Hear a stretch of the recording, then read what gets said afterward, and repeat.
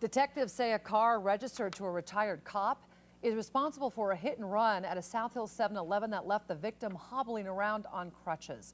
In a story you'll see only on KXLY4, Jeff Humphrey shows us how the former Seattle police officer is making things tough for local investigators trying to solve the crime.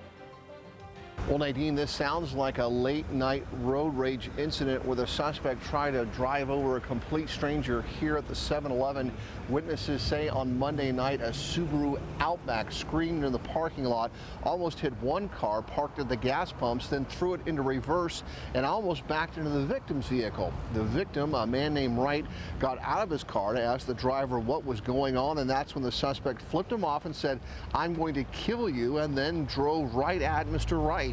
The victim managed to avoid the Subaru's bumper, but ended up getting pinned between the Outback and another car, denting the metal in the driver's side door with his legs and tearing his meniscus.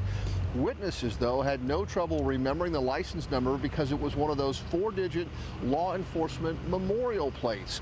That led investigators to a nearby South Hill home that belongs to a retired Seattle police officer, and surprisingly, that ex-cop giving our detectives the runaround about who was driving his car that night. Certainly, we're in touch with the registered owner. He hasn't been completely forthcoming with information. He was not the driver at the time, so we do not have anybody in custody yet, but certainly the investigation's continuing.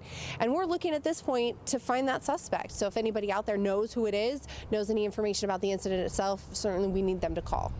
Police will now be looking at surveillance video to get a better idea of who was driving the Subaru. The suspect is described as a 30-year-old white male with brown hair and a cleft chin. Police plan to charge him with second-degree assault and leaving the scene of an injury accident. Reporting on the South Hill, Jeff Humphrey, KXLY4.